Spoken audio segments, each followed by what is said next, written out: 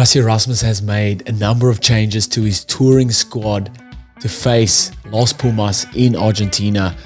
Just shows the depth that he is working with the Springboks side. A number of changes that can be made and still put out a world-class side. This also helps content creators like myself to pick or to make predictions on how the squad might look or the starting 15 might look. Springboks could wrap up the Rugby Championship with this next performance. Winning that wraps it up. So they will still be putting out the strongest side available. Will still wanting to win this regardless of the side they put out. As always, let me know in the comments what you guys think, what changes you would make. Who would you bring in? Who would you captain? What bench would you take? Let me know in the comments. Hit that subscribe while you're there. And let's get into it. So my predicted Springbok starting 15 to take on Argentina in Argentina. Let's get into it. Thomas de Toy, Malcolm Marx en Gerard Steenekamp, Salman Murat, Nicolaas Janse van Rensburg, Salman Murat captain, then Kwagga Smith, Ben Jason Dixon and Jasper Wiese, Jaden Hendrikse, Mani Libbok, Lucanio Arm, Kanan Moody, and then Makazolo Mapimpi, Kurtley Arendse and Apelele Fassi. Bench of Johan Grobbelaar, Oxenchair, Vincent Koch, Eben Etzebeth, Marco van Staden, Elrich Louw, Kobus Reinach and Andre Pollard. Oh man, that is strong. That is tough. That is a baie strong, not streng, sterk span. I've lost my Afrikaans. I've lived in Australia for that long. I've lost my Afrikaans. It's a baie sterk span. It's a baie goeie span. Die diepte that Rassie is working with at the moment, the depth that he's working with, just in every position, there's 3 or 4 players, world-class players that can step up and make that transition easy into the Springbok setup. Let me know what you guys think in the comments. What do you think of this team? Again, this is a predicted side, not the actual side that's going to play, but I think it's going to be pretty close. Let me know what you guys think. Here's some of the reasons why. So front row, I've gone with Thomas de Toy, Gerard Steenekamp and Malcolm Marx, all 3 being rewarded for past performances and rewarded on every opportunity they got or get to play for the Springboks. They do exceptionally well.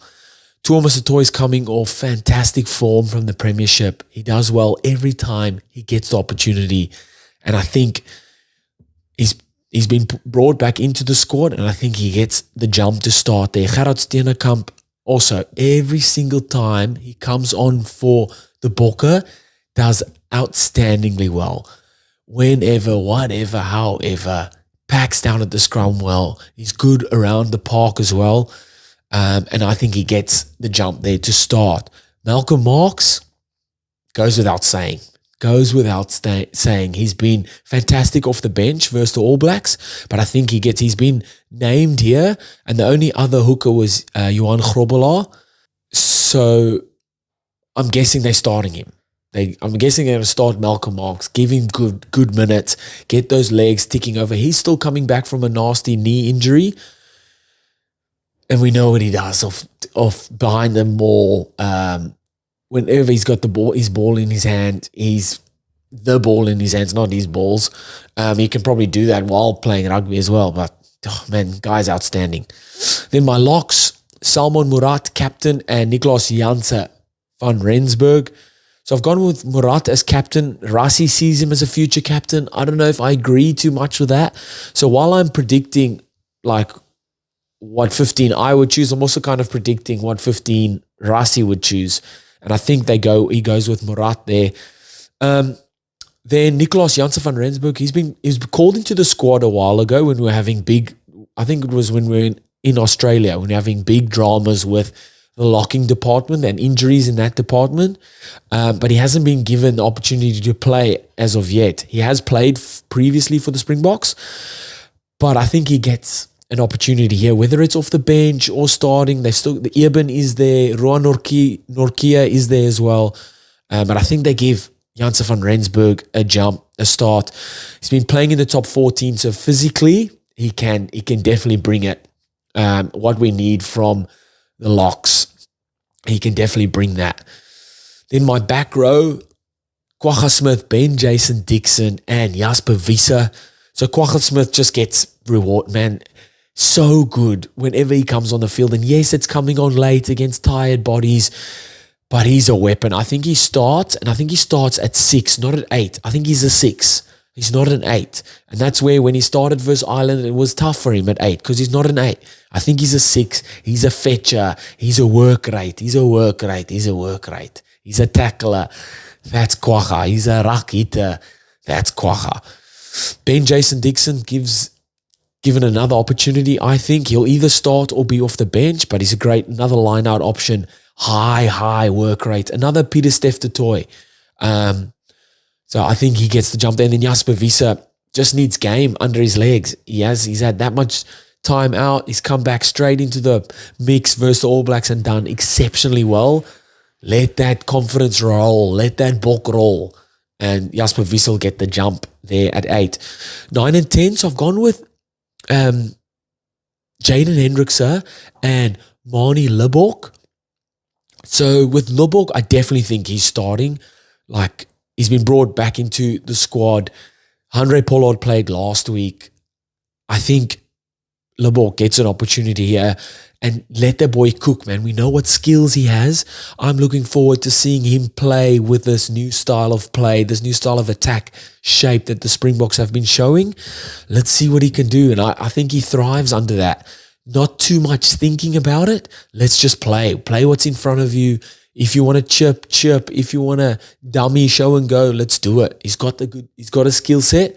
Let's play with that. And then Jaden Hendrickse, like there's a ton of options here at 9. There's Kobus Reinach, there's Grant Williams, of course. But I think they go with Hendrickse. He was off the bench last week. Let's start him this week. See what he can give him opportunity. Again, it's youngsters giving them opportunities. Let's see what they can do. And then you've got guys like Reinach and Pollies I will have on the bench. If in case of emergency, smash. In case of emergency, bring those guys in. My centers, Lucanio Arm, Kanan Moody, super excited for this. Jesse Creel was named in the squad as well, but I think he's just going as just in case. I think they'll go with a center pairing. Let these guys cook, man. Calmness, experience, and composure of Lucanio Arm mixed in with that excitement, energy, and just pure ability of Kanan Moody. Wherever you play him, he can do a job for you and more than a job. And he's covering center. Obviously, this is where I'm playing him, center, and then he's covering wing as well. So he's got that. And I think he could play fullback. I think he'd be a really good fullback, to be honest. So Kanan Moody in the 13 jumper. And then my back 3, Makazolo Mapimpi, Kurtley Arendse, Apelele Fassi. This is just the Springboks flexing on the depth in these positions. Holy. The finishing ability of this back 3 through the roof is here. The finishing ability is up here. Oh man, Makazolo Mapimpi, every time he gets opportunity, he's scoring tries.